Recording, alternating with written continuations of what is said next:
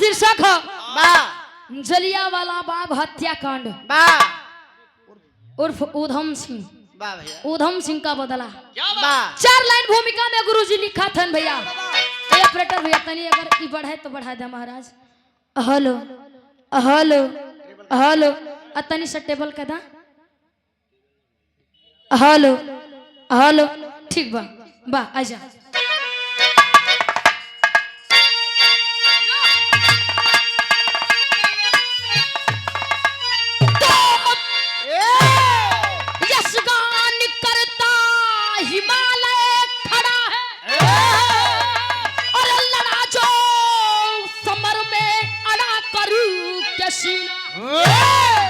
अरे दीना आजादी हमें जान देकर अरे कीन्हा बगावत न जीना कवा अरे कीन्हा बगावत फिरंगी बला से अरे टलाना लला चला मौत को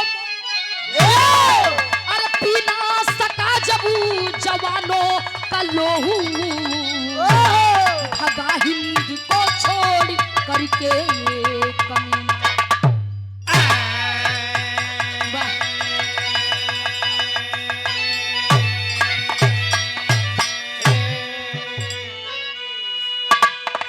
बाबूजी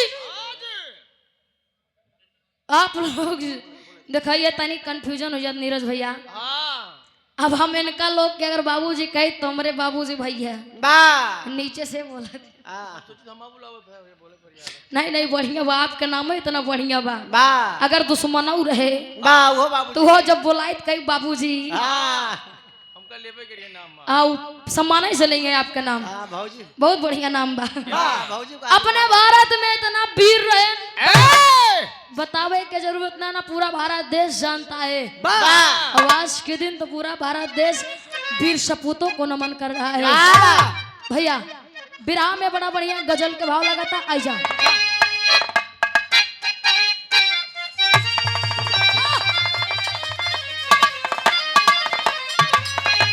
अरे पिया जिसको चाहे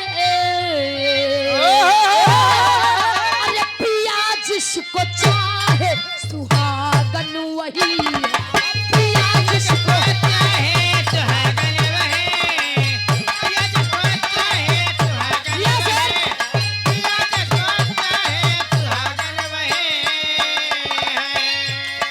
पिया जिसको चाहे सुहागन वही है पिया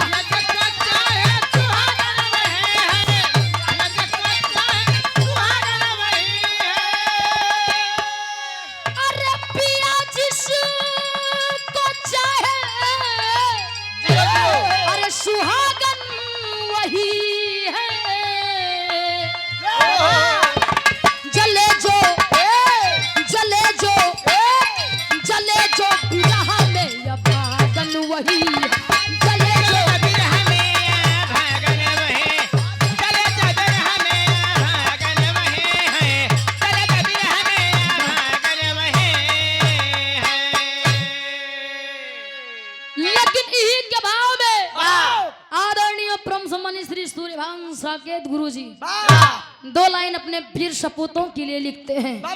क्या लिखे भैया? अरे बचाए अरे बचाए जो पानी निशानी वही बचाए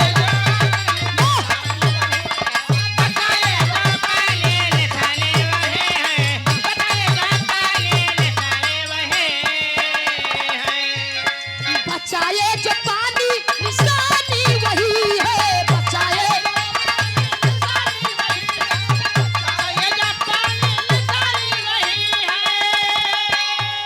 अरे बचाए जो पानी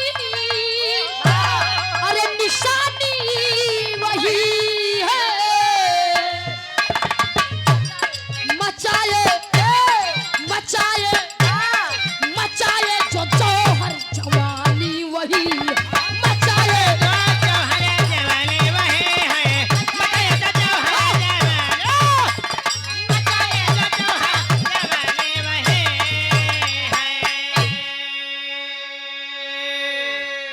बचाए जो पानी निशानी वही है, और मचाए जो जौहर जमानी वही है। वीर से ही कहते हैं जो अपने मान सम्मान अपने देश के लिए मर मिटता है।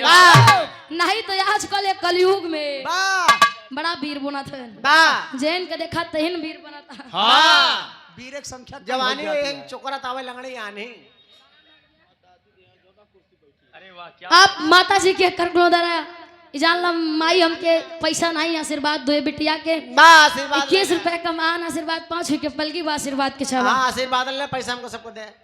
ये आशीर्वाद भैया कुल आशीर्वाद बटोरी तब तो को सैक दी। हाँ भाई नहीं हम कहाँ पाऊ 1200 रुपये रो तो को सैक वाह भैया। नहीं तो आजकल एक कलयुग में बड़ा वीर बना था, जहाँ देखा तहिन रंगदारी गए पड़ा बा। रोहित जो अपने माई बाप के कमाई प्रयास करत बा, वो फेसबुक इंस्टाग्राम पे स्टोरी लगावत बा। घरे हम लौटी राती राती पड़ोसी जरे भाड़ जे छाती ना ना लड़कियों का ता जहिया डारे प्याज आबा तू मार देव गोली छितरा जाबा तू। अब बतावा ले कहाँ जो है ये सब। लेकिन सच में वीर वो होते हैं, वो वीर थे जो हम लोगों को आजादी दिलवाने में सरहद पे शहीद हो गए। विराम में बड़ा बढ़िया जौहरी के भाव लगा था। आई जाबा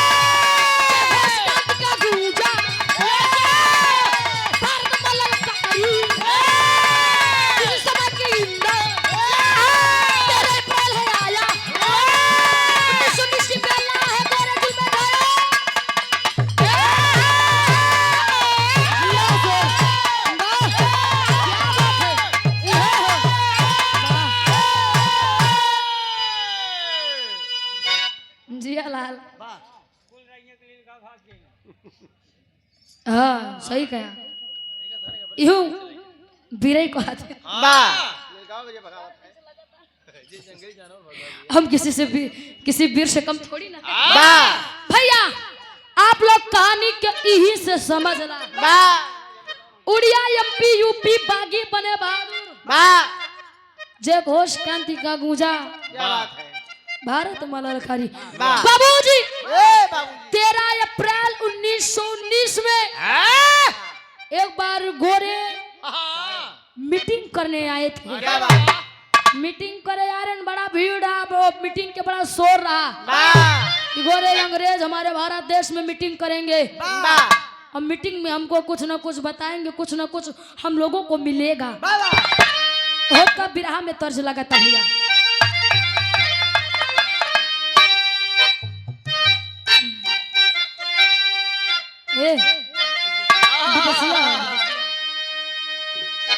विदेशिया के भाव में वाह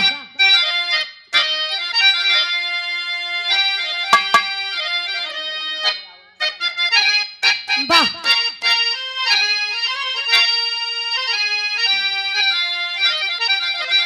अरे खुनमा से लाला भैली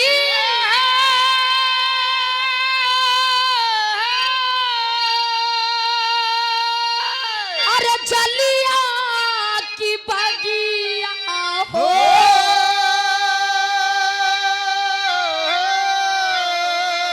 अशोकावा में डूबी गईली हिंद की धारती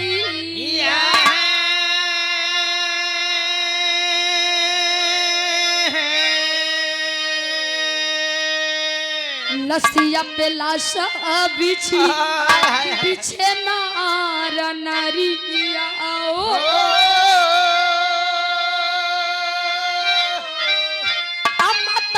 मनावे मऊत देखी के सूरती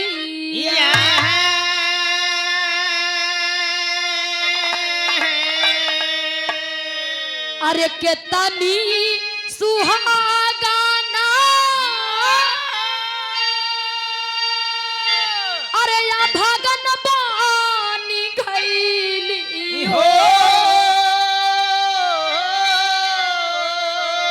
के तनी मतारी कैली पत्थरे कई छती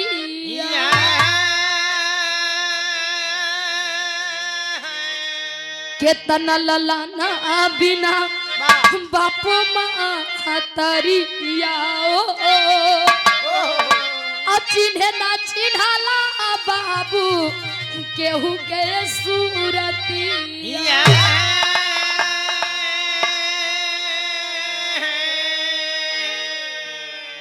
बाबूजी उस मीटिंग में संगूर जिले के मदन गोपाल संगूर जिले के मदन गोपाल मीटिंग सुनने आए थे हुए शहीद कांति चिता में बेटे को संग में लाए थे छोटा बेटा घर था छोटा बेटा घर था उम्र 8 साल और नाम उधम सिंह था शेरों जैसी चाल रही बाबूजी और मीटिंग में संगूर जिले के मदन गोपाल भी उस मीटिंग को सुनने आए थे गोपाल जी के 2 बेटे थे छोटे बेटे को घर पे छोड़े थे बड़े बेटे को साथ में लेके आए थे छोटे बेटे का नाम उधम सिंह था जो कि उम्र 8 साल की थी बाबूजी और जलियांवाले बाग में जब बम ब्लास्ट हुआ तो कितना मतारी के गोद सुनी हुई है कितना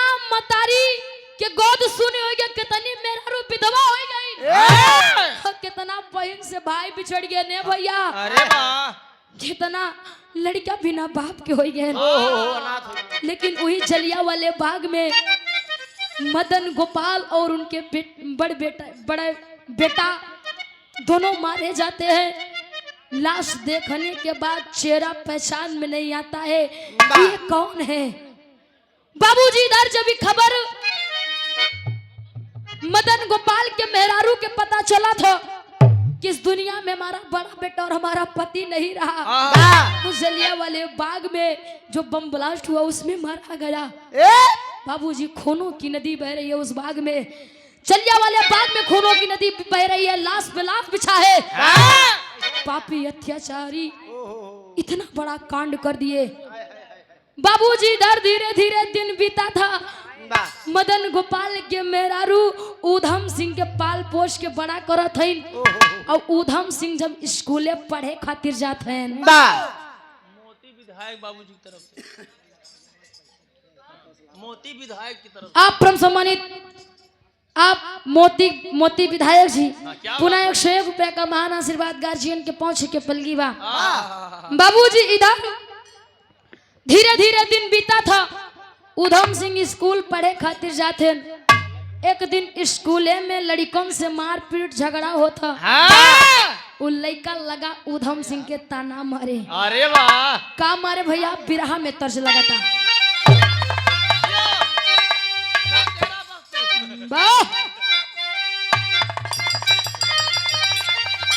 ए रोहित कोनो हमारे जैसे दुल्हन कहे अपने सैया के समझाए का कहे अरे रोई मरब ये राजा अरे रोई मरब ये राजा जई बजब पूर्व के दसवा रोई मरब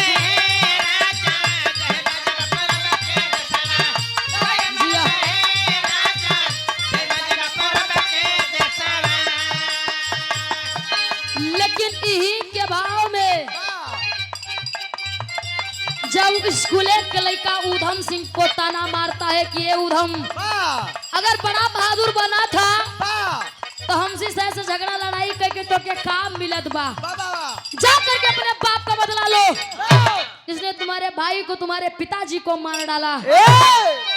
हमसे से लड़े का पौबा ये बतिया जब उधम सिंह सुना थे तो उनके दिल पे लगा था कना भैया अरे लागल बाना तानावा में,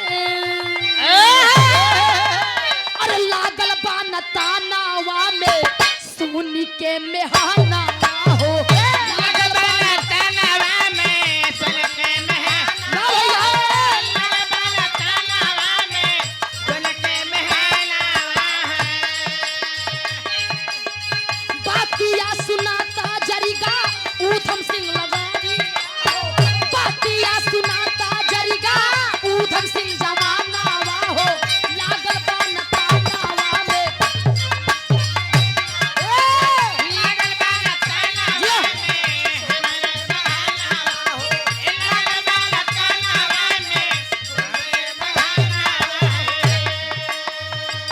उधम सिंह सोचे कि हमार माई हमके कबो बताई नहीं कि हमारे पिताजी के हमारे भाई के हत्या के करे बा। उधम सिंह के बात के ताना लग और कॉपी किताब फेंक के जाफिन कहा भैया कॉपी बस्ता फेंकी ईशा कुलवा में आवले हो, कॉपी बस्ता फेंक के कुलवा में आवले हो, हेलो हेलो बस्ता फेंक के कुलवा में आवले हो, लेवे खातिर बदला अपने मानवा में ठहना हो, लेवे खातिर बदला अपने मानवा में ठहना हो, लेवे खातिर बदला अपने मानवा में ठहना हो, मारे बाप भाई जावन काटब गारदानिया हो, मारे बाप भाई जावन काटब गारदानिया हो, लागल बाना तानावा में सुनी के मेहाना हो, लागल बाना तानावा में सुन के मेहाना हो, लागल बाना तानावा में सुन के मेहाना हो। इधर बाबूजी उधम सिंह कापी बस्ता कुल स्कूल में फेंक के सीधा घरे आवत हैं, रो रो लगे माई से पूछे ये माई पैसा ले ले भैया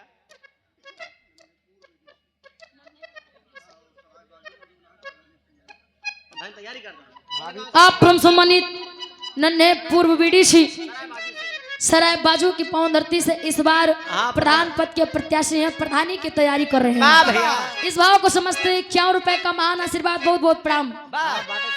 इधर उधम सिंह घरे आए मतारी से लगन पूछे कि हे माई रे माई हमरे बाप के हमरे भाई के मारे आज तक माई हमके काहे न बताए कि हमरे बाप के हमरे भाई के क्यों मरले बा हत्या कैले बा। उधम सिंह लगा रोने लेकिन देखा मतारी सच्चाई ना बतावत बा।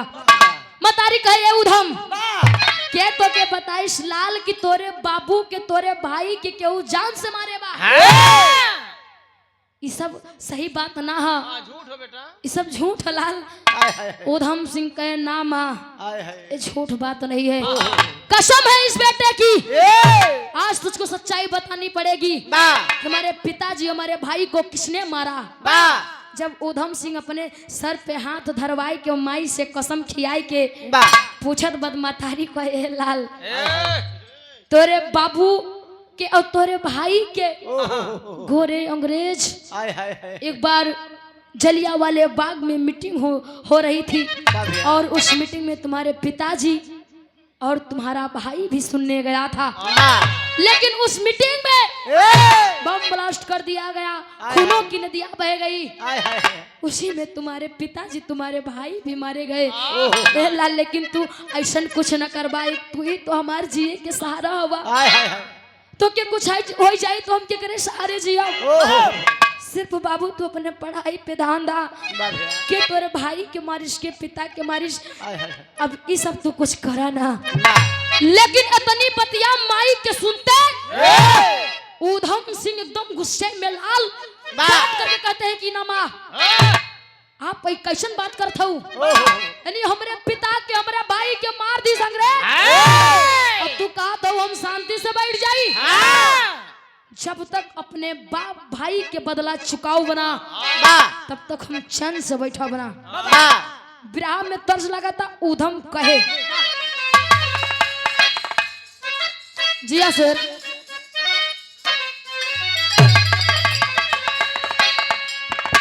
अरे माई हो ललनमा दोइदा बहिनी हो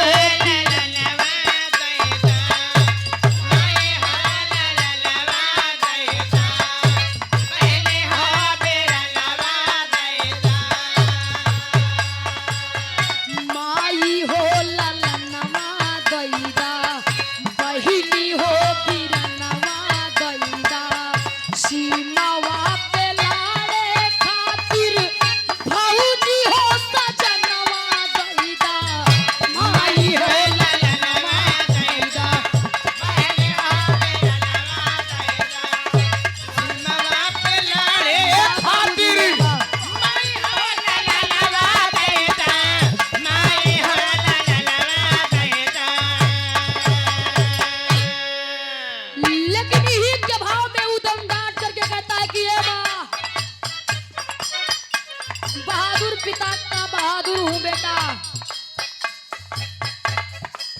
ऐसे हार नहीं मानूंगा जब तक अपने दुश्मनों को मारूंगा नहीं, कहता है ऊधम। वाह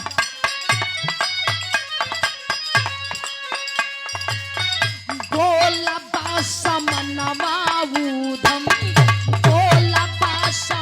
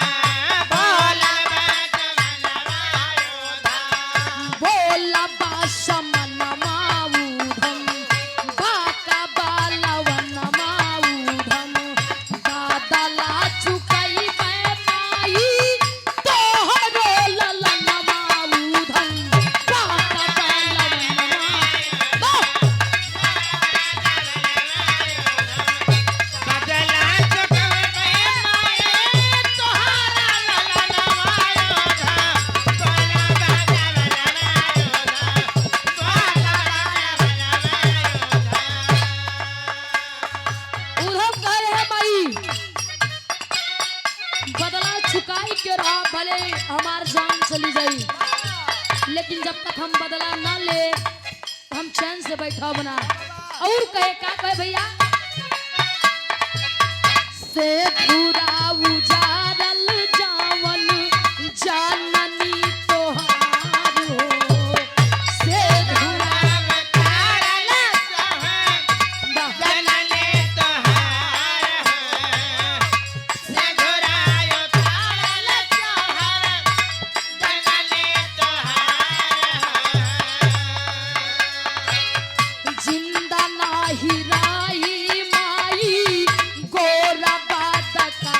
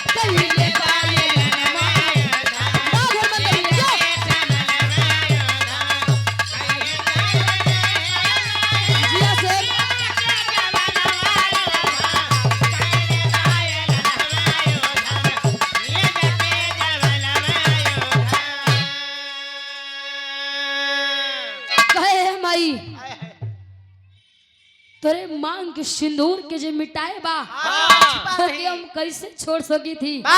रे माई अब हम बदला लेके रहब। छिपा रही। उधम ललकार कहता है कि ये माँ अब कुछ भी हो जाए हम लंदन जाएंगे और अपने पिता के हत्यारे को छोड़ेंगे नहीं। तेरी के भाव लगा था भैया।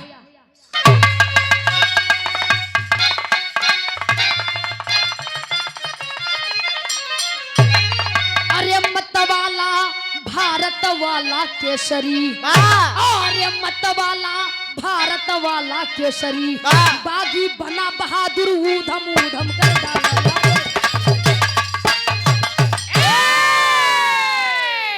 मतवाला भारत वाला केसरी, बागी बना बहादुर ऊधम ऊधम कर डाला। उधम कहे कि हम माई कुछ भी हो जाई बदला चुकाई के रहब। मतारी कहे लाल तू कैसे करवा, हमें तो तू इतने छोट के आया, तार उमरियो तो नहीं है, अगर तो के कुछ हो जाए तो हम के करे सहारे जिया। उधम कहे नामा अब कुछ भी होई मर जाऊंगा लेकिन बिना बदला लिए लंदन से वापस नहीं आऊंगा। बिरहा में तर्ज लागे भैया। जियो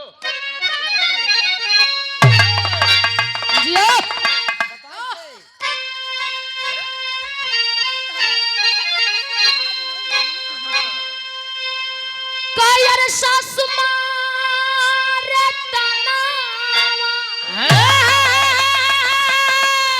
अरे सासु मारे तनावा, अरे ननदियो मारे तनावा रे तनावा, हई हो मारे ना तनावा, हई हो मारे ना हमरे आगे कई बेटहना तनावा ए नहु मारे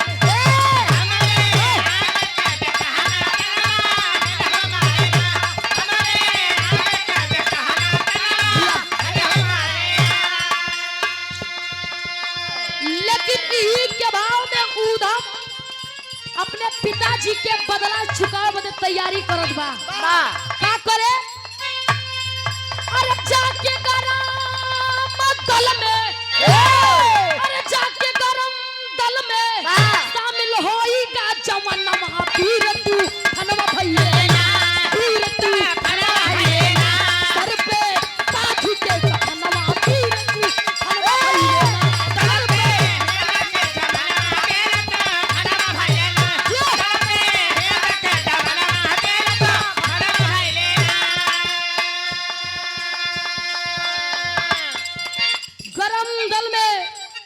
जाकर उधम सिंह शामिल हो गया। और हमारे भारत देश में एक गरम दल है एक नरम दल है। गरम दल में जाकर शामिल हो जाता है, मांस कटाकर अपनी परीक्षा देता है और परीक्षा में जब पास होता है तो वहां के जो लीडर थे गोली चलाना बंदूक चलाना सिखाते हैं और आशीर्वाद देते हैं कि जाओ बेटा अपने पिताजी का बदला लेकर आओ, उस पापी गोरे को मार के आओ। इधर जब बंदूक चलावे की शिक्षा पाई गए और गरम दल में शामिल हो गए तो उधम एकदम तैयारी कोई के लंदन जाए के तैयारी करत हैं। पापट के भाव लगे भैया।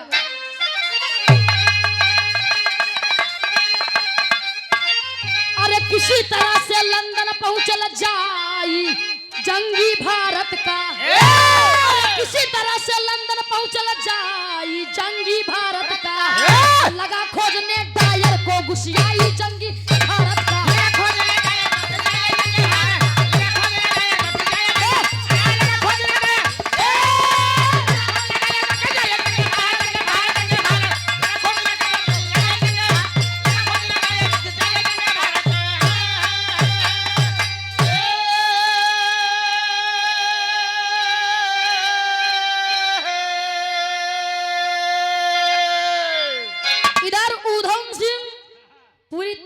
के साथ लंदन चल दिया। लेकिन जब लंदन में पहुंचत बा तो होत का भैया, अरे पता ठिकाना कुछ ना मालूम, नहीं कोई पहचानू, और इसी फिक्र में ऊधम जुझार रहता था परेशान।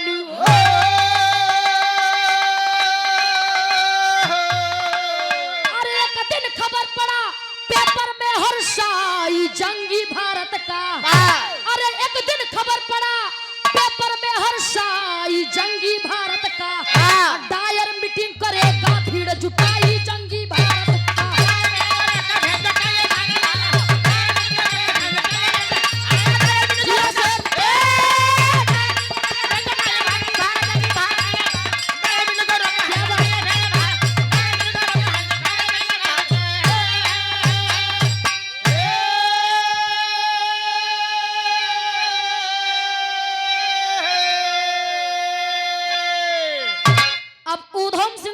बेचारा पहुंच गया कैसो तैसो गई के लेकिन पता ठिकाना कुछ नहीं मालूम बा कि डायर हमरे पिता के हत्यारा राहत कहाँ क्या बात है कैसे वो हमके मिली कहाँ खोजब लेकिन एक दिन चाय की दुकान पर बैठकर उधम सिंह चाय पी रहा था पेपर आता है पेपर को हाथ में उठाकर जब पढ़ता है तो उसमें लिखा रहता है कि एक दिन तारीख उसमें लिखा रहता है कि इसी दिन डायर मीटिंग करेगा भारी भीड़ जुटाएगा जैसे कि भारत देश में मीटिंग करके जलियांवाला बाग के तहस नहस कर दे रहा जब उधम सिंह सुनत कि ये दिन डायर मीटिंग करी काफी भीड़ होई अही में हम अपन बदला चुका लेवे ए हीरो ध्यान दिया हंसना मना है अभी इधर उधम सिंह कहे अब हमें क्या बदला चुकावे के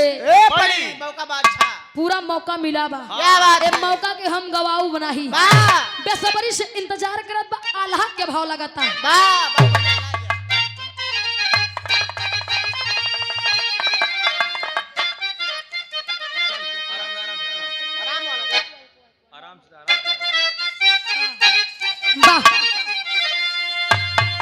अरे मोलवा को पाके जैसे विषधीर आहरवा भैया मोलवा के पाके जैसे विषधीर आहरवा भैया मोलवा का पावे जैसे विषधीर आहरवा भैया चोरवा के पाके जैसे रातिया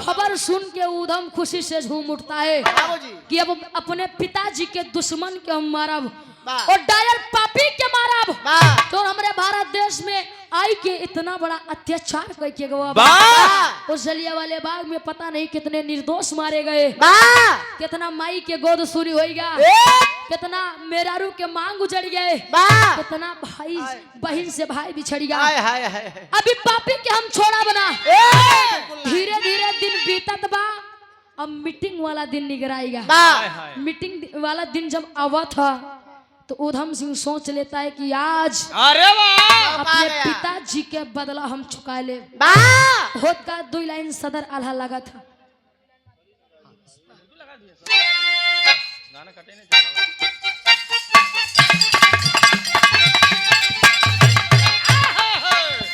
धीरे धीरे आई गई मीटिंग वाला दिन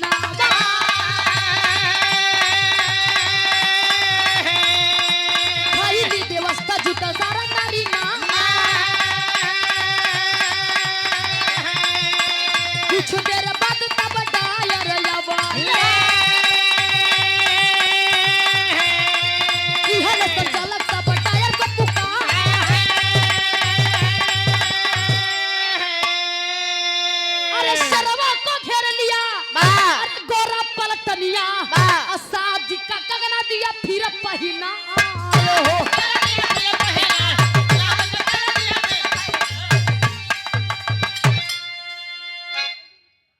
दे तू लोग थका है, हाँ लेकिन काहे हम तो से ज्यादा तो हम हाँ सही है।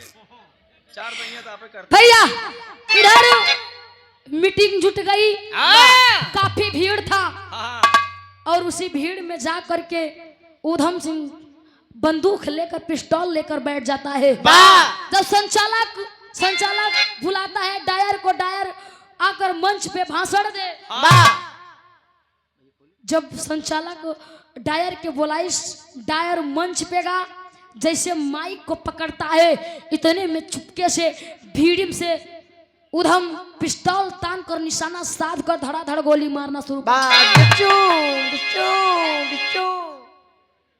गोलियां ऐसे अगवा जात रही हो। अच्छा हाँ ऐसे निकला तरह, टक आवाज आई। सुधर जा बाबूजी।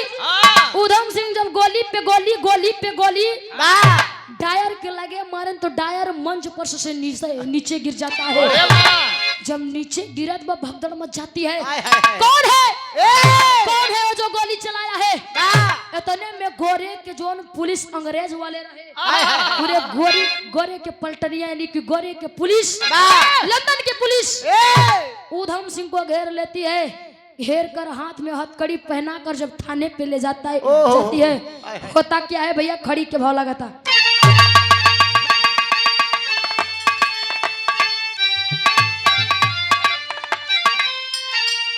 अरे धारा 302 में पकड़े ले।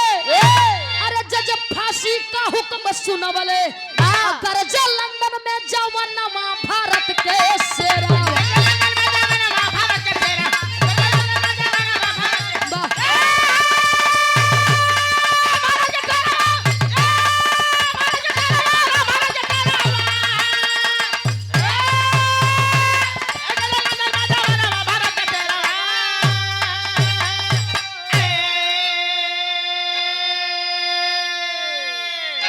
बाबूजी इधर उधम के हाथ में हथकड़ी लगाए के जेल में बंद कर देते हैं। लेकिन जब अदालत में पेशी होती है, पेश किए जाते हैं, उधर जज पूछता है कि तुमने गोली क्यों चलाई? अरे कोर्ट के अंदर गोरे अरे पूछ रहे हैं बंगाली हो। अब बोले उधम डायर को क्यों मार दिया तुम गोली हो?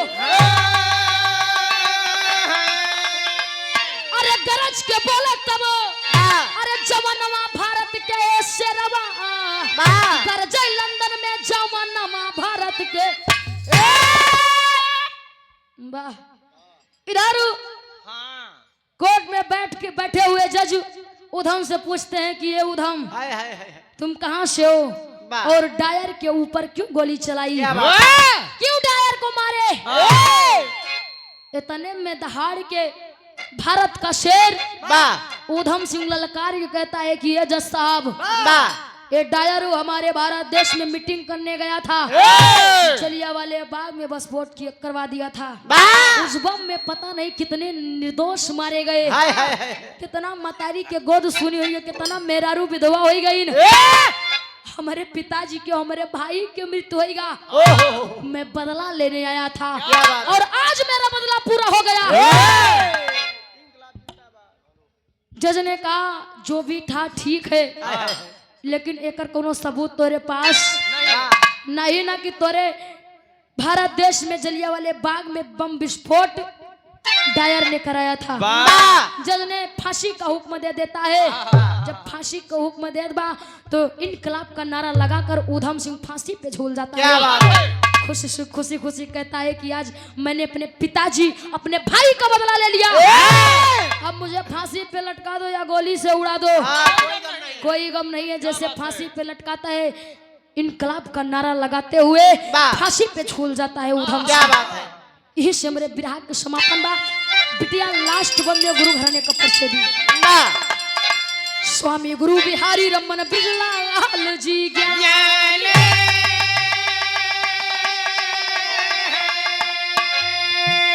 अरे कभी जय प्रसाद कलम को रोके, अरे पूरी हुई कहानी हो।